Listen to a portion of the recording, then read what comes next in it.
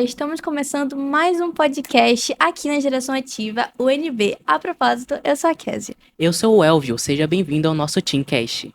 Aliás, vou apresentar nosso convidado. O nome dele é Gustavo e veio da Missão para Amapá. Gustavo, queremos saber de onde você é, o nome da sua base e o nome da sua igreja. Maranata, Geração Ativa de toda a União Norte Brasileira, que a graça e a paz do Senhor sejam com todos vocês.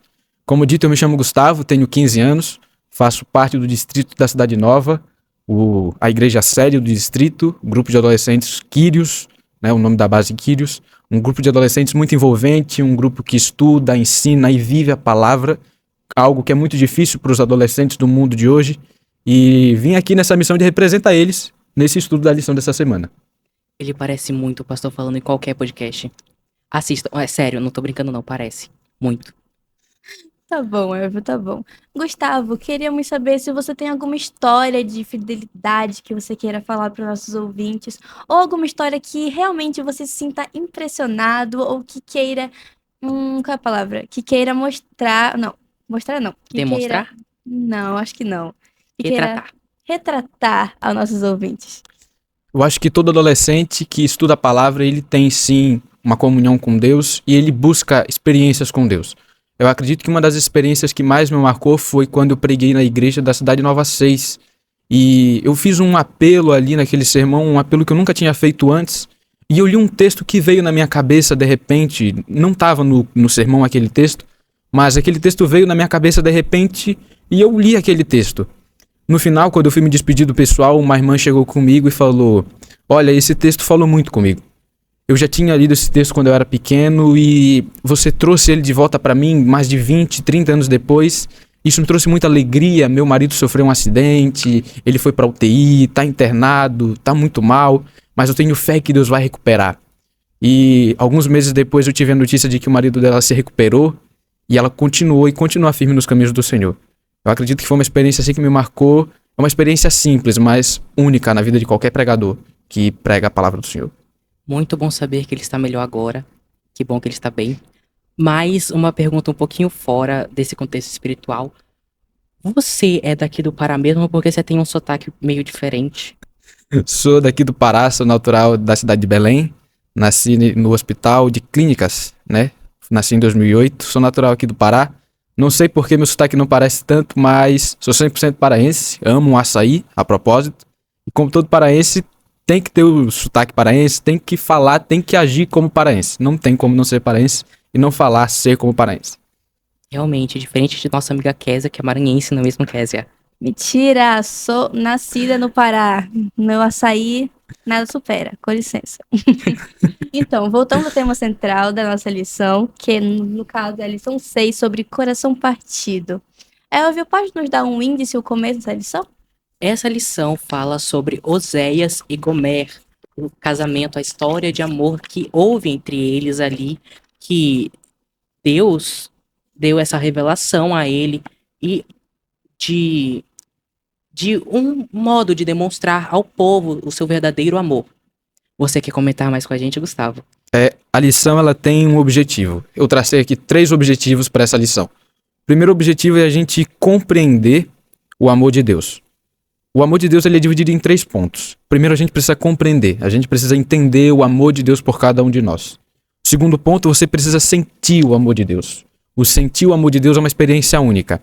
E o terceiro é você compartilhar esse amor. Você amar os outros como Cristo amou a igreja e fazer aquilo que Cristo manda. Não só compartilhar amor, mas compartilhar a palavra. A lição ela trata esses 3 objetivos. O nosso objetivo aqui é compreender o amor de Deus, sentir, ter uma experiência com Deus e compartilhar esse amor com as outras pessoas. Isso é muito importante, Gabriel. Voltando à história, sabemos que eles se casaram, como eu disse antigamente. Antes, quer dizer. Eles se casaram e tiveram 3 filhos. Que interessante, com nomes muito difíceis. Que se eu falar errado, me perdoe, porque eu não sei falar. Que é Jerezel, Lohurama e Loami. Se você quiser saber como se escreve, por favor, procure na sua lição. Porque eu não vou repetir, não. Só confundi um pouco do nome do nosso convidado. Nosso convidado se chama Gustavo, tá? Só pra coisa de consciência, porque eu acho que ele se sentiu um pouco intimidado, assim, um pouquinho só. Mas sobre os nomes dos filhos de de Oséias de Gomer, realmente bem difíceis, que eu também não vou pronunciar, porque não quero passar vergonha. E é isso. Então, percebemos que durante a lição, fala que Israel ainda não tinha voltado a Deus, então realmente Israel era desobediente, ainda continuava desobediente.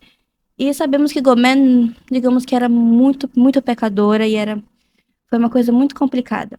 Mas sabemos que o amor que Oséias sentia por Gomer era muito forte. Calma, amiga, É. respira. Tá tudo bem. Errar, tá bom?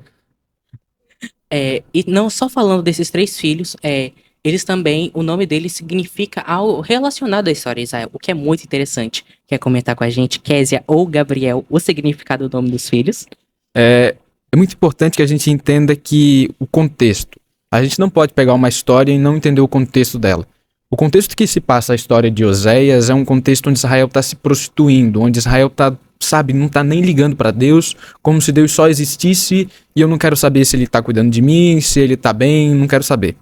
O contexto é esse. E a missão que Deus dá para Oséias é uma missão um tanto difícil hoje, né? Você pode acompanhar aí na sua Bíblia, no livro de Oséias, no capítulo 1. Capítulo 1, versículo 1 ao 3, ele fala para que Oséias se case com Gomer. Gomer era uma prostituta e ele tem 3 filhos com ela, né? Cada filho tem um significado que remete àquele contexto. O primeiro significa Deus semeia, né? Profetizando o julgamento que viria sobre Israel por causa dos seus pecados. O segundo significa não amada, representa a rejeição de Deus por Israel. E o terceiro significa não meu povo, que representa a ruptura da relação entre Deus e Israel. A Bíblia, quando você olha ela de ponta a ponta, eu acredito que é bem óbvio esse ponto, você percebe que ela trata 2 extremos de Deus. O primeiro, o amor, a graça, o alcance da graça de Deus para com o pecador. E o segundo é a justiça de Deus. Você sempre acompanha na Bíblia isso. O amor de Deus, a graça divina com o pecador, o alcance que tem. Mas você também acompanha a justiça de Deus. E a lição ela fala sobre isso, né? Isso também nos lembra a lição passada, quando a gente viu sobre Jonas. Um Deus de amor, mas também um Deus de justiça para com a cidade de Nínive. E aqui não é diferente. Deus ele busca um relacionamento diário com a gente, mas a gente rejeita a Deus, né? A gente rejeita a Deus de todas as formas. Cristo quer segurar na nossa mão, mas às vezes a gente não quer segurar na mão de Cristo. Cristo ele quer andar ao nosso lado, mas a gente não quer andar ao lado de Cristo. Ele quer pegar na nossa mão, mas a gente está ocupado. A gente está com a mão no celular, a gente está com a mão no videogame, a gente está com a mão em qualquer outro canto e não quer pegar na mão de Cristo. Cristo ele quer andar do nosso lado, mas a gente não quer ter Cristo ao nosso lado, a gente quer ter uma pessoa famosa, a gente quer ter um jogo, a gente quer ter qualquer outra coisa que não seja Cristo. E cada nome significa aquele momento, Deus semeia, a justiça não amada, a rejeição que Deus sente. Quando Deus é rejeitado, ele se sente triste. Deus ele se entristece, mas ele não desiste de nós. Eu acredito que isso seja um ponto muito interessante na nossa lição. Muito importante e triste, porque se prestarmos atenção na história da Bíblia, percebemos que Israel era para ser o povo de Deus, o povo que espalharia a mensagem ao mundo. Só que, infelizmente, eles não aceitaram essa missão e Deus teve que julgá-los de acordo com a nossa história de hoje.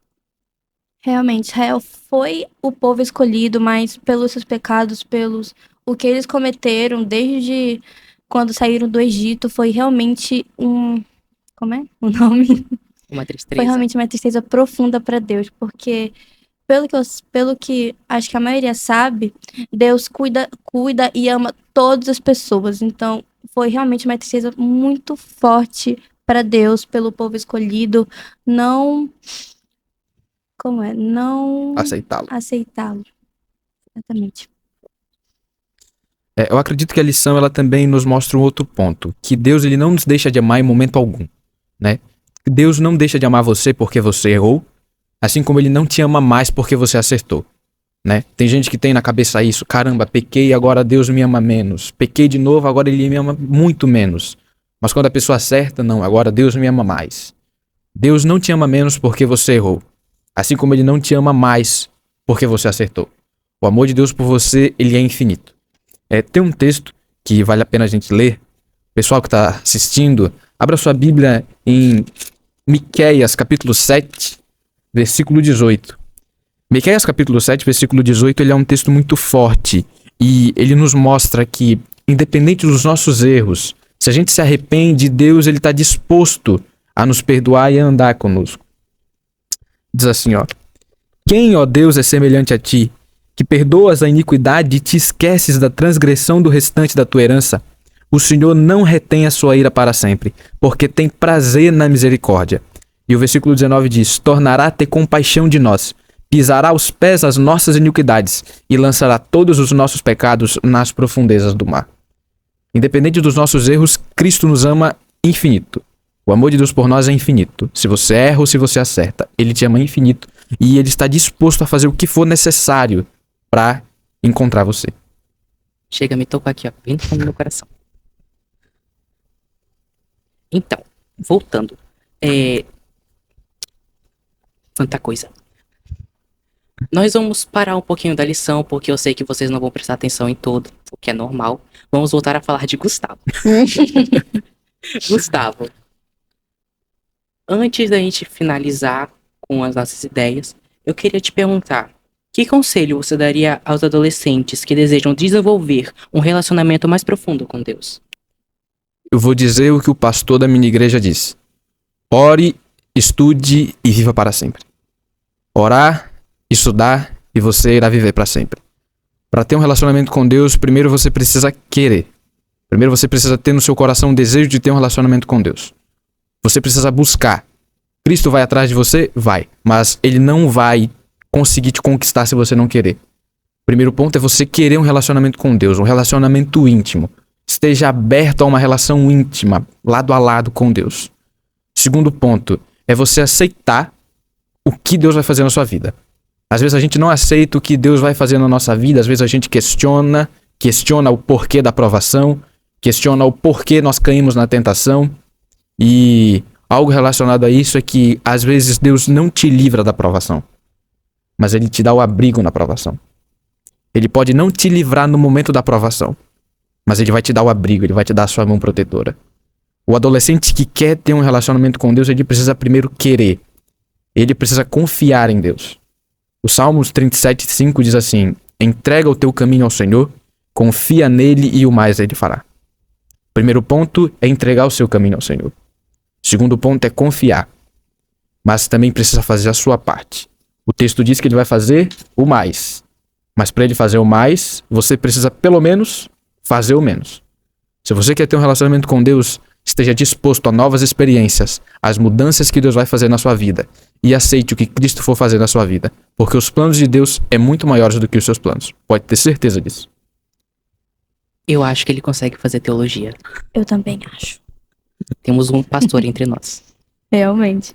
Sobre as lições que aprendemos nessa semana sobre a história de Oséias, podemos listar o amor incondicional, a redenção e restauração e a esperança. Elvio, poderia explicar um pouquinho, ou Gustavo, sobre essas coisas, esses tópicos? Você ou eu? Escolha. Pode falar, eu só complemento. Tá bom. O amor incondicional quer dizer que Deus nos ama. Nos ama não, ama o povo da história, vamos dizer assim.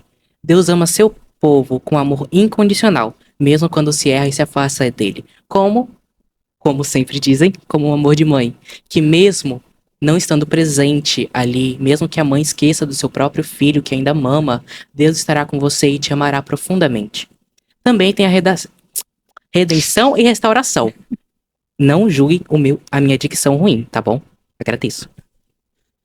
Quer dizer que Deus sempre estará pronto para perdoar e restaurar aqueles que se arrependem de seus pecados. E a esperança, mesmo em meio à dor e ao sofrimento, há sempre esperança na redenção e no povo e no novo começo com Deus. Deus sempre estará disposto a te dar um novo começo. Basta você aceitar. Basta você pegar na mão de Deus, porque Ele está com a sua mão estendida para você, pronto para você segurá-la. Entendido? Um ponto muito importante sobre o amor incondicional é que Deus ama o seu povo independente do seu erro. Como você bem falou, Cristo está com a mão estendida para a gente. Cristo, Ele está com a mão estendida, mas a gente precisa estender a mão para Cristo. Eu esqueci o nome da pintura, mas é uma pintura muito famosa, eu acredito que tenha sido Michelangelo que tenha pintado, E quando você olha a pintura, você vê Deus e Adão. Quando você olha a pintura, Deus ele estende o seu braço ao máximo. Você vê o braço de Deus estendido ao máximo. Mas quando você olha o braço de Adão está retraído um pouquinho. E os dedos dele não se tocam em momento algum. O que ele está querendo dizer é que Deus estende o seu braço ao máximo para alcançar Adão. Enquanto Adão não estende o seu braço ao máximo para estar com Cristo. Cristo ele estende o seu braço ao máximo para alcançar a gente. Mas às vezes a gente não quer mexer um pé para chegar mais perto de Cristo.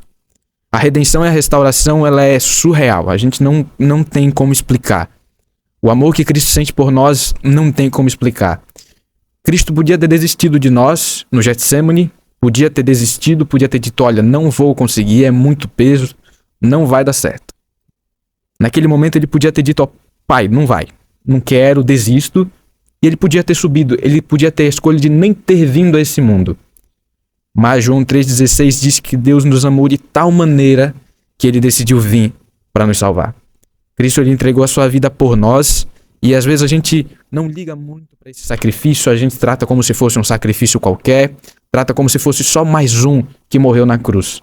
Mas quando você cria na sua cabeça, quando você entende, melhor dizendo, que aquele sangue que foi derramado foi o sangue de Cristo, a sua vida muda. Né? O Fernando Iglesias já dizia, é feliz quem já chorou ao perceber que é pecador. Quando você percebe que você é pecador e que você não consegue viver sem a graça, sem o amor de Cristo, a sua vida muda. Você começa a buscar mais a Cristo. E a lição ela trata muito sobre isso. Sobre Cristo estar estendendo a mão para o seu povo, mas o seu povo está traindo Cristo com as coisas desse mundo. A lição de quinta ela trouxe uma pergunta muito interessante. O último parágrafo diz assim, em sua opinião, que tipo de coisas Satanás faz hoje para tentar arruinar o seu relacionamento com Deus? Tempo é questão de prioridade. Meu professor já dizia isso. Tempo é questão de prioridade. O seu tempo é a sua prioridade. Quando você acorda, a primeira coisa que você vai fazer é o quê? Provavelmente desligar o despertador do seu celular, ver a mensagem, ver a notificação que chegou, ver quanto deu o jogo de futebol do outro dia. Mas para poucos, a primeira coisa ao acordar é falar... Acordei, tô com vida, vou me ajoelhar para agradecer. Satanás ele tenta roubar o nosso tempo. Satanás ele tenta nos distrair. Seja através de um jogo, através de um filme, através de uma série, através até mesmo de amigos. Ele tenta nos distrair, ele tenta nos tirar nosso tempo para com Deus. Eu não consigo acreditar como é que um adolescente consegue ficar 2, 3 horas na tela de um celular, mas quando vai estudar a lição fica 15 minutos e ainda acha muito. E só estuda 15 minutos na sexta, pega de domingo a sábado e pronto, acabou. Estudei na sexta, 15 minutos. Não bate essa conta. 15 minutos é muito pouco tempo comparado a 2, 3 horas na tela do celular. O adolescente, depois que ele fica 3 horas na tela do celular, eu duvido que ele vai ter coragem para pegar 1 hora para estudar a lição, para ler o livro. O povo tava assim. O povo só queria saber daqueles prazeres daquele mundo e não queria saber de Deus. Os adolescentes de hoje, eles estão assim. Eles só querem saber dos prazeres do mundo e ficam traindo Deus com prazeres mundanos. A história de Oséias e Gomer é um lembrete constante do amor infinito e da misericórdia de Deus. É uma mensagem de esperança para todos aqueles que se sentem perdidos, rejeitados ou feridos. Deus está sempre pronto para receber de volta, com braços abertos, e restaurar nossa relação com Ele. Essa lição, como qualquer outra lição que vamos estudar esse ano, ou que já estudamos, é muito importante para a nossa vida, pois mostra como Deus quer tanto falar com a gente e como a gente precisa dele em nosso meio, em nossa vida, porque Deus é como se fosse uma parte da gente, é o que mais me impressiona, porque qualquer pessoa que está sem Deus é como se fosse uma casca vazia, como se não tivesse nada, como se fosse uma pessoa vazia e como se fosse, na linguagem moderna, um morto-vivo que só anda e vive, não tem ambições, não tem sonhos, não tem nada. É verdade, Elber. Então, nosso tempo aqui já está acabando. Foi um grande prazer ter o senhor como convidado, o senhor Gustavo, debater com nós sobre a lição de Oséias e Gomer, essa lição dessa semana. E eu queria agradecer por sua participação, que foi com certeza muito boa. E eu acho que Com certeza você voltaria aqui mais alguma vez, né, Elvia? Não sabemos. Isso é com quem manda, a gente só obedece, tá? É com o pessoal lá de cima, não é com a gente só entrevista mesmo. Com certeza. Eu queria saber se vocês ou eu poderia terminar esse podcast com uma oração. Podemos orar. Oremos. Senhor nosso Deus, nosso Pai, muito obrigado por esse momento de estudo da Tua Palavra que aqui tivemos. Aprendemos mais sobre Oséias, sobre o povo de Israel, que nós possamos ser diferentes daquele povo, que preferiram te trair por prazeres desse mundo. Ajude-nos a cada dia sermos servos bons e fiéis para contigo, a estudarmos, a pregarmos e a vivermos a Tua Palavra segundo o que o Senhor manda.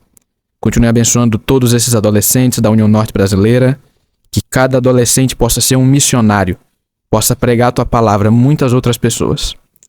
Dá-nos uma semana, dá-nos um mês abençoado, continue nos abençoando, abençoe esse projeto, abençoe os diretores desse projeto, continue abençoando a Tua igreja, perdoe os nossos pecados. Fazemos isso e agradecemos desde já, em nome de Jesus. Amém. E esse foi o podcast da nossa semana. E você, que talvez queira ser nosso convidado, você pode estar concorrendo, viu?